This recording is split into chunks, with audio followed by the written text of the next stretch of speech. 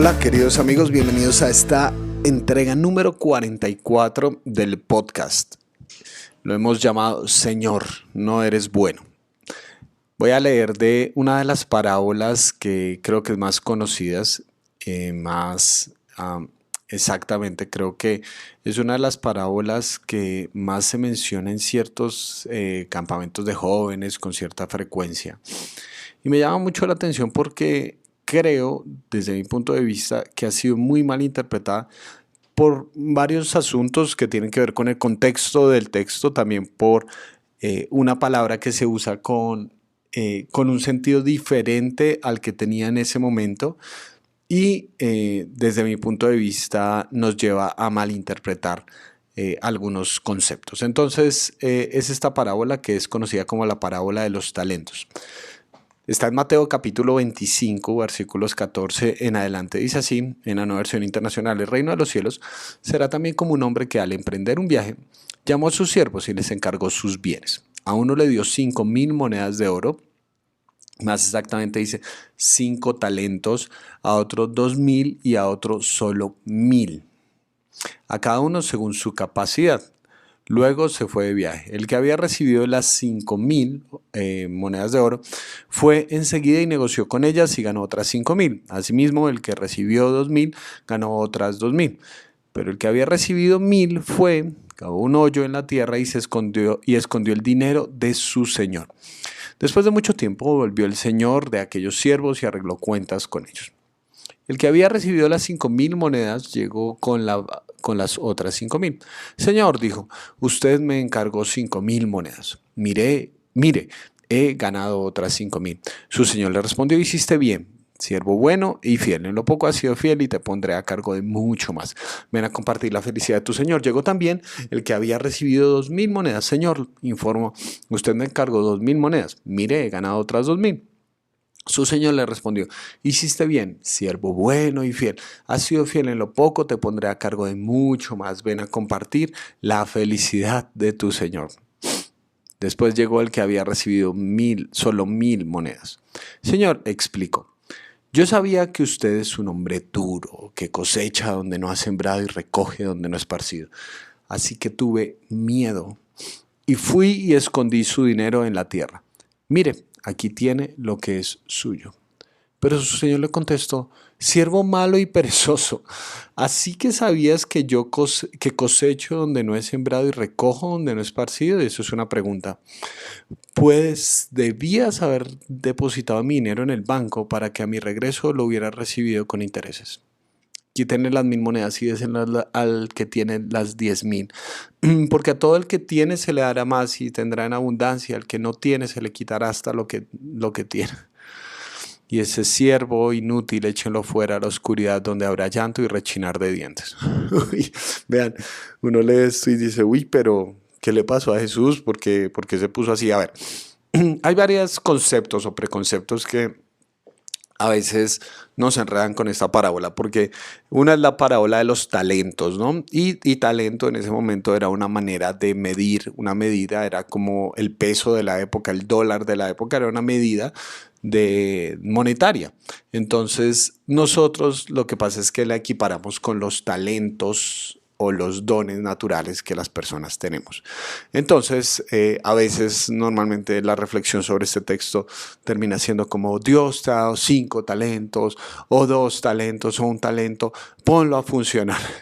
Y es como esa idea de, si no funcionas y si no lo pones a funcionar, básicamente te vas a ir al infierno o algo así por el estilo. Es la sensación que nos genera y que a veces como que puede ser muy alentador en el momento, pero a la larga genera una pregunta existencial muy profunda, y es: ¿será que yo sí estoy poniendo a funcionar mis talentos o mis capacidades adecuadamente? Partamos de una idea. Lo que Jesús está hablando aquí es, como lo traduce esta versión, de plata. Si quisiéramos equiparar, para que ustedes tengan una idea, porque uno a veces pone, y esta traducción pone solo 1,000, ¿no? Y como si fuera muy poco, pero para que ustedes tengan una idea, se han hecho estudios de lo que significan los talentos y más o menos algunos estudios han llegado a la conclusión que un talento equivale a $6,600. más o menos el dólar en el peso colombiano del día de hoy, eso serían unos 20 millones de pesos, más o menos. ¿Listo? Un talento serían 20 millones de pesos. O sea, a una persona, al primero le dio unos 100 millones de pesos, al otro le dio unos 40 millones de pesos y al último le dio unos 20 millones de pesos, que igual es mucho dinero. Y en esa época, cuando se está hablando de señores, quiere decir que estos hombres, siervos, básicamente eran los esclavos. Entonces la historia comienza de una forma muy extraña, porque dice que estos hombres esclavos reciben una cantidad extrafalaria de dinero. Eso nunca en su vida le iba a haber un esclavo. ¿M? Y el Señor no tenía por qué hacer eso, o sea, no era una obligación de él. De hecho, es una muestra de confianza suprema que el Señor les haya dejado esta cantidad exorbitante de dinero a estas personas que podrían volarse, porque Él se fue, estas personas podrían irse o escaparse o algo así por el estilo, sino que confía en ellos y les da estas grandes sumas de dinero que es muchísimo, muchísimo dinero. De hecho, a propósito, vean que al final, cuando se da el juicio contra el hombre que recibió 1.000 monedas o que recibió esos 20 millones de pesos o $6.000, el juicio no termina siendo que el Señor le quita el dinero y lo toma para él, sino que se lo da al otro, al que había hecho producir los 5 talentos. ¿Mm? Entonces, ahí está como para que ustedes piensen cómo este Señor en última instancia termina siendo tan abundantemente bueno con el otro. Ahora, antes de seguir, también quisiera tener como una idea del final, porque a veces cuando leemos de échelo fuera a la oscuridad donde habrá llanto y rechinar de dientes, en nuestra mente, y uno de los problemas que podríamos tener si hemos leído este texto en muchas ocasiones, lo hemos escuchado en otras partes en la iglesia, etcétera. Uh, lo primero que se nos dispara es, uy, se va para el infierno.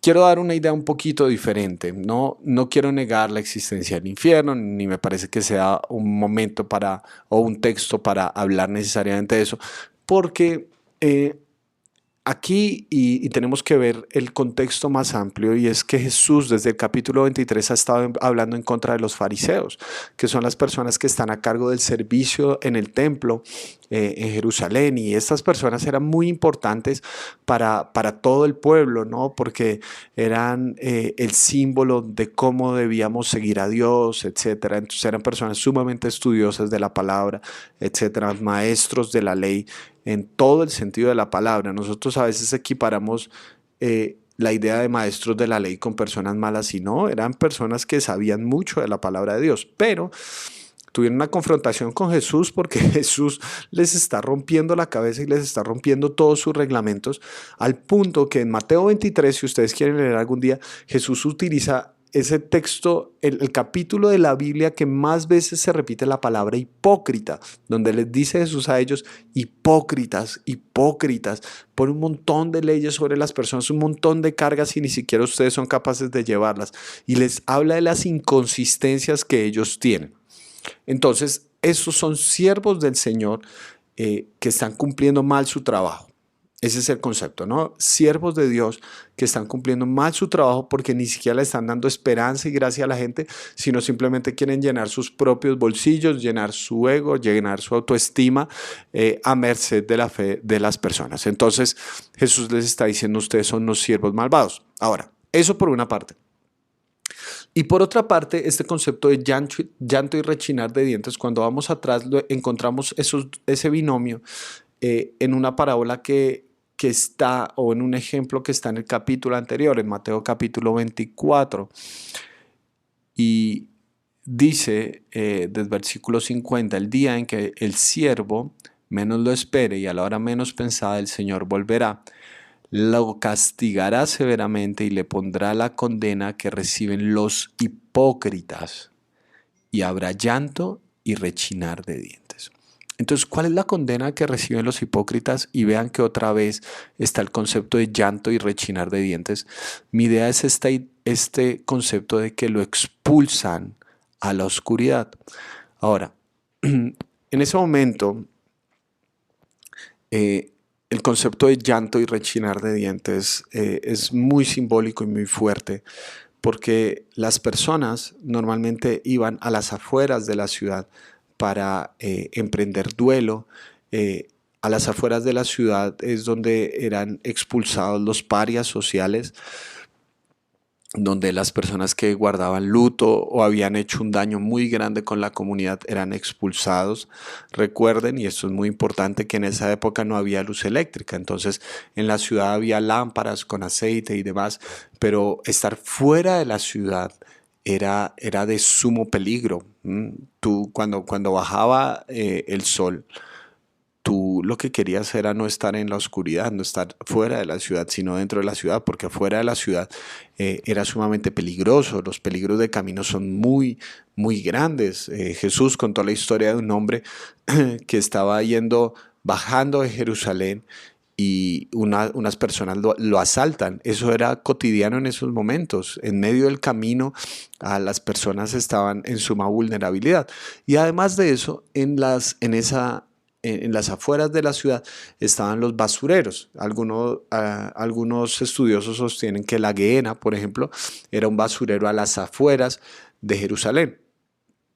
Y los animales carroñeros, dentro de los cuales se ubicaban los perros no eran animales domésticos, sino carroñeros, luchaban por la comida y golpeaban sus dientes. Si alguna vez han escuchado a perros golpearse frente a frente y luchando por un trozo de comida, van a escuchar cómo rechinan esos dientes. Entonces, es la idea de estas personas que son expulsadas afuera de la ciudad.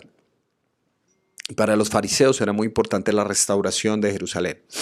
Y básicamente Jesús lo que está diciendo a estos hipócritas, porque recuerden que esa palabra ya la está comparando con los fariseos, a estos siervos inútiles, les está diciendo, van a estar fuera de la ciudad cuando el Señor venga. No van a poder disfrutar absolutamente nada porque no hicieron las cosas de la forma adecuada. Porque lo que el Señor les dio no lo utilizaron de la forma correcta. Pero entonces la pregunta es, entonces que una persona va a estar en la restauración de todas las cosas solamente por su fuerza y por sus obras. Quiero cambiar un poco la cuestión, porque en el diálogo que este hombre que recibió las 1,000 monedas tiene con su Señor, en la explicación que le da de por qué no puso, por qué no trabajó con esto que el Señor le había dado, creo que a veces no leemos con cuidado la historia. A ver, dice ahí, Señor, le explicó, yo sabía que usted es un hombre duro, que cosecha donde no ha sembrado y recoge donde no ha esparcido. A ver, ¿de dónde sacó este hombre eso?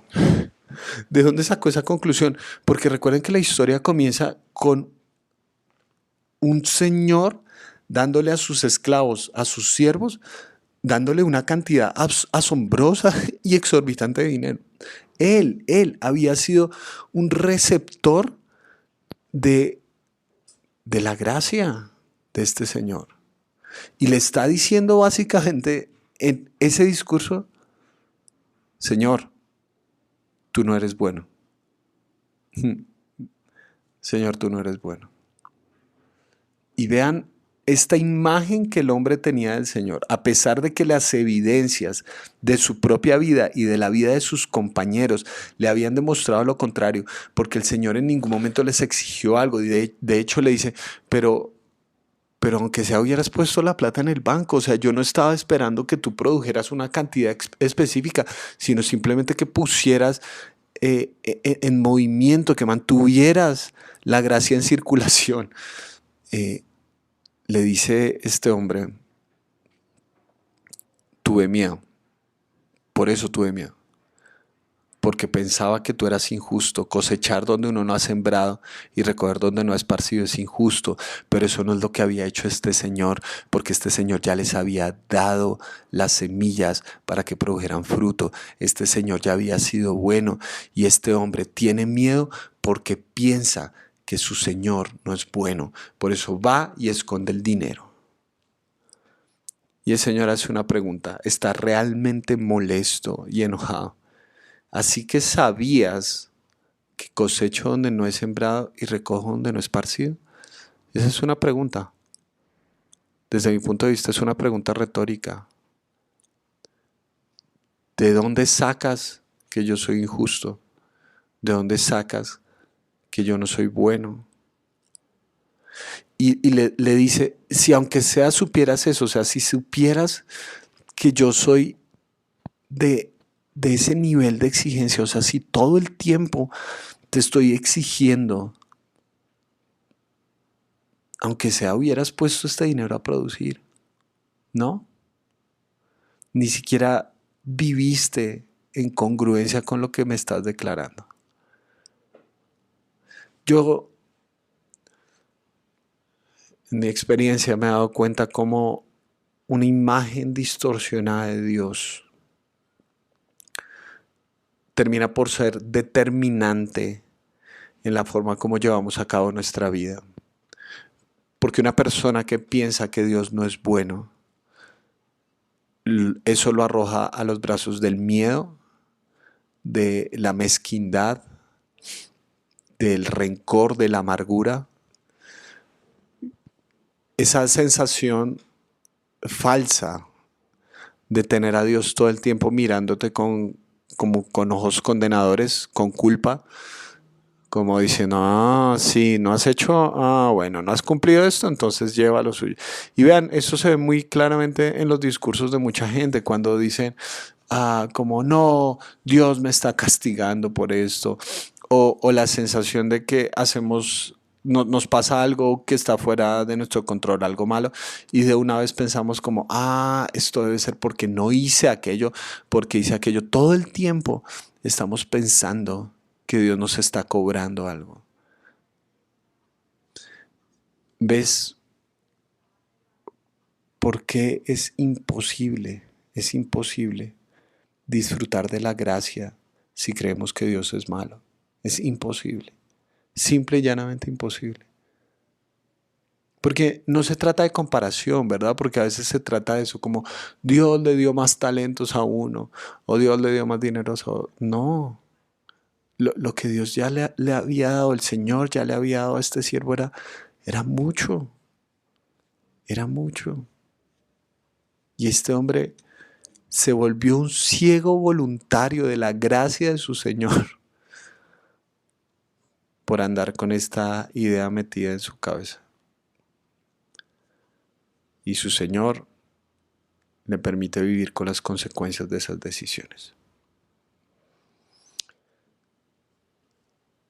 Jesús lo que estaba tratando de hacer, especialmente hacia el final de su ministerio, era cambiar las concepciones que la gente tenía acerca de quién era Él como el Mesías. Mucha gente pensaba que Él era el Mesías, el gran triunfante militar, que venía y iba a acabar con Roma, pero Él decía, no, yo tengo que morir para cambiar el concepto, para demostrar que a la violencia no se le gana con violencia, se le gana atravesándola y tomando la vida después de eso. La gente tenía el concepto de un Dios que solamente amaba a los moralmente correctos. Por eso los fariseos tanto criticaron a Jesús porque comía con los pecadores. Y Jesús dice es que no son los sanos los que necesitan un médico, sino los enfermos. Jesús, su esfuerzo constante en su ministerio es cambiar la imagen de cómo es Dios. Porque una imagen distorsionada de Dios nos va a llevar a enterrar nuestra vida en la intrascendencia. Decimos constantemente Dios es bueno, pero la pregunta no es si lo dices, la pregunta es si lo crees. ¿De verdad crees que Dios es bueno? ¿De verdad crees que la esencia de su carácter es la gracia? ¿Que la esencia de quién es Él es el amor? ¿Que el centro de su corazón está motivado por la bondad, no por la maldad? ¿De verdad crees eso? ¿De verdad ¿Sientes que es un privilegio relacionarte con Dios y no es una obligación para que Él no se ponga bravo? ¿De verdad lo crees? Porque eso que tú crees acerca de tu Señor te va a llevar a tomar decisiones muy específicas respecto a lo que Él te ha dado, respecto a la vida que te ha dado. Si es una vida dirigida por el gozo, por la alegría, por mantener esta gracia abundante en circulación, o hacer una vida de mezquindad, de miedo, que nos lleva a enterrarnos y a encerrarnos y a tratar de escondernos de su bondad. Esa es la pregunta de este texto. Esa es la pregunta. ¿Deseas participar en la felicidad de tu Señor? Porque Él ya ha sido bueno contigo. Él ya ha sido bueno contigo. ¿O deseas prevalecer en una imagen distorsionada de tu Señor, escondiéndote? Esa es la pregunta fundamental. ¿Piensas que Dios es bueno? ¿O como este siervo le vas a decir en pocas palabras, Señor, tú no eres bueno? Esa es la gran pregunta que nos plantea este texto. Te mando un gran abrazo.